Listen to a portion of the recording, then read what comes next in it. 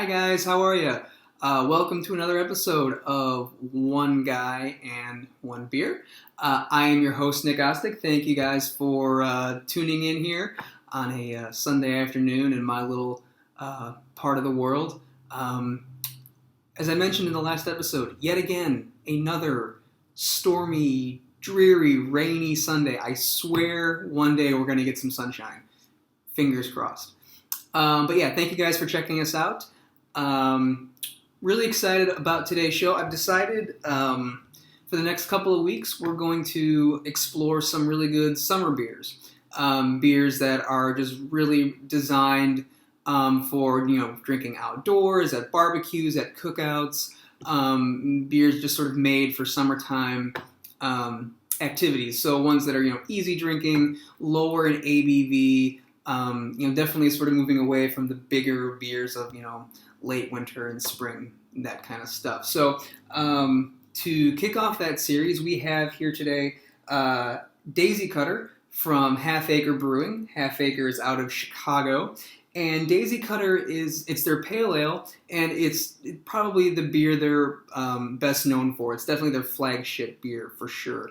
And it's been a while since I've had one, but I am optimistic it will be as good as the last time I had it. I was sort of rooting around and trying to figure out what beer to do today, and this one was in the fridge, and I was all ready to go, and I figured, why the hell not? It's definitely what I would consider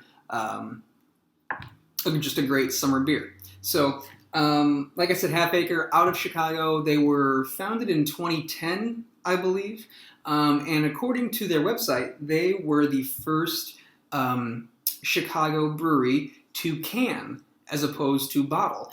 And I actually think this is the first canned beer we've had on the show. So sort of extra special. Canning is definitely a pretty, it's sort of a newer-ish trend in the American craft beer landscape, but it's definitely something that you're seeing more and more of, especially from sort of newer up-and-coming breweries. And there's a couple of reasons for that real quick. I mean, one is just a logistical concern, meaning that it's cheaper for a brewery to can, it's cheaper to get the materials, it's cheaper to ship, a 4-pack or a 6-pack of canned beer as opposed to a 4-pack or a 6-pack of bottles.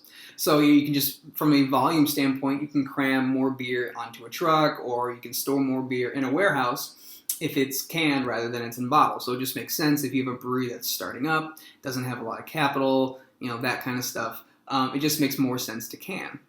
From a quality standpoint, however, you can make an argument that canning is actually better for the beer. The two biggest enemies of beer are light and oxygen.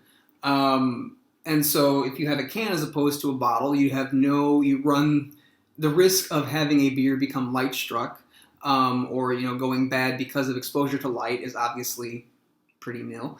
And also canning a beer, it's easier to retain the CO2 in a beer. So it allows for beer to be fresher. It allows for beer to retain its carbonation in its body and to retain the flavors. You don't have to worry about CO2 leaking out from under a cap. So yeah, quick lesson on canning. Wasn't that fun? So we'll get right into the beer. Like I said, Daisy Cutter from Half Acre Brewing comes in at about 5.2%. Could not discern from their website anything about the IBUs or anything like that. It comes in these nice 16-ounce tall boys, which is great. And that's also one of the nice things about a lot of these summer beers. Because they're so low in ABV, you're going to find a lot of them, if they're canned, in these larger formats. So we'll go ahead and crack it open here.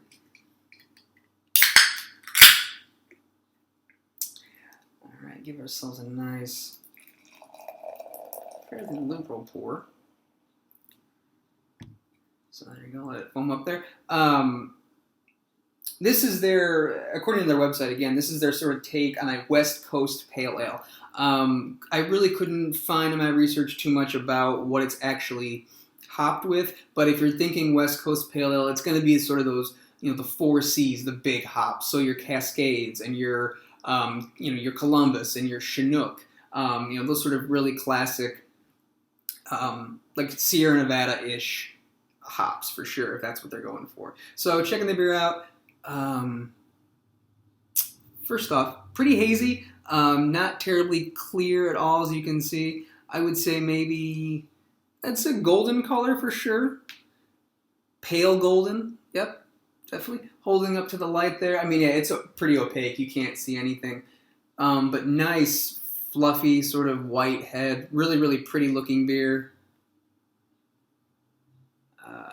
Not too much in terms of carbonation that you can see anything sort of running up the sides of the glass, but nice, tiny little compact bubbles for sure. But yeah, beautiful beer. Definitely, like I said, it's been a while since I've had this, but it's one of my favorite sort of go-to beers. I had mentioned I pulled it from the fridge for the show. It's always in the fridge. I mean, this is one of the beers that I always have on hand just because I think it's pretty damn good. So check out the aroma.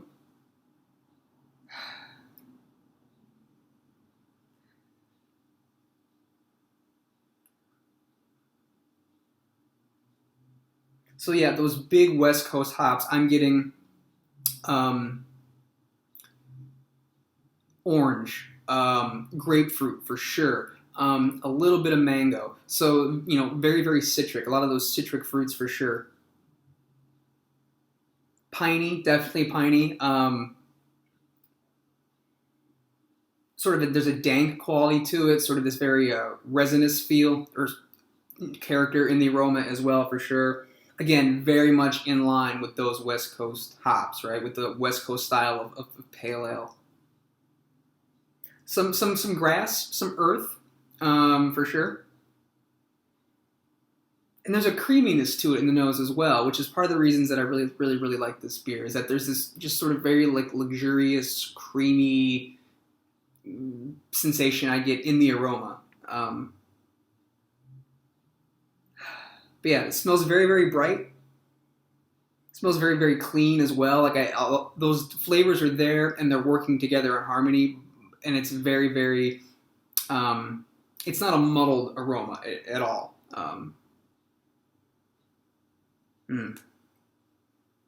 Some wood, which sounds kind of strange, but there's like a slight woodiness to it as well. Going for a sip.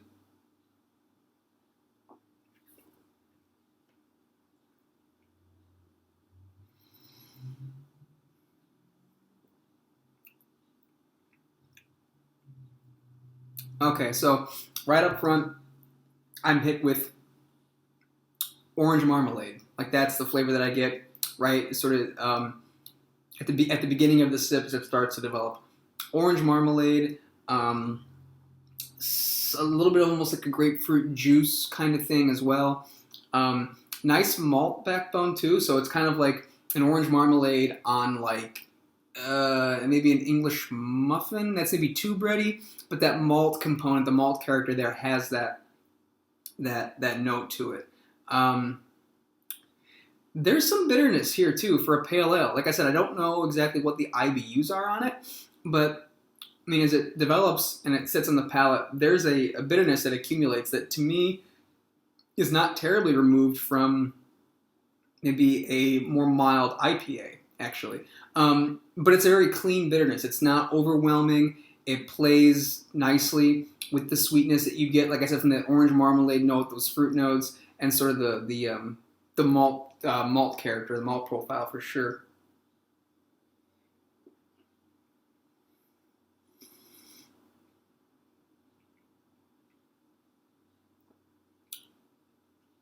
You get that piney earthiness that you get in the aroma. That carries through as well. Sort of hits you mid-palate. So it's, if I sort of chart a course for this beer, it's those fruit notes, those citric fruits, a little bit of that malt. You have that piney earthiness that comes in, and then it washes away with just that nice bitterness too. And again, it's not overwhelming. It's one of my favorite things about this beer. You get the bitterness, you get sort of this clean, Slightly dry finish. It's not bone dry, but it's not, I wouldn't characterize it as sweet at all. But it ends very, very nicely. It's a very rounded out beer.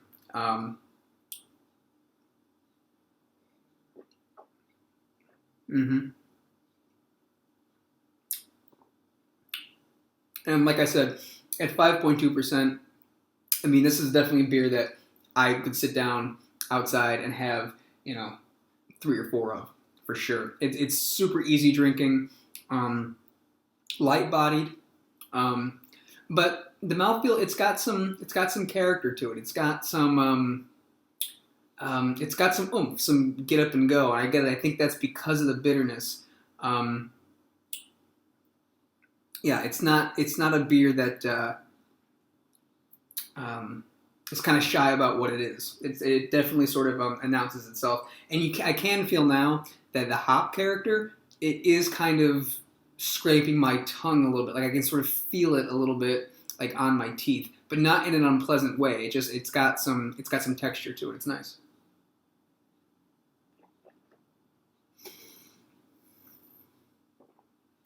Um, yeah, just as good as the last time I had it. So was not disappointed. What would I pair this with? Oh man, that's tough. I want something because of that bitterness and because of that. There's a pretty good hop profile here, hop character. Um, I want a burger with it. That's what I want. I want something that's got some fat to it. That's got um, some meat. Pardon the terrible word choice there, but I want a burger. I want some fat. I want something kind of juicy with it. Um, yeah, like just a burger with like a nice sharp cheddar cheese on it. That's I think would go great, great, be amazing with this beer for sure.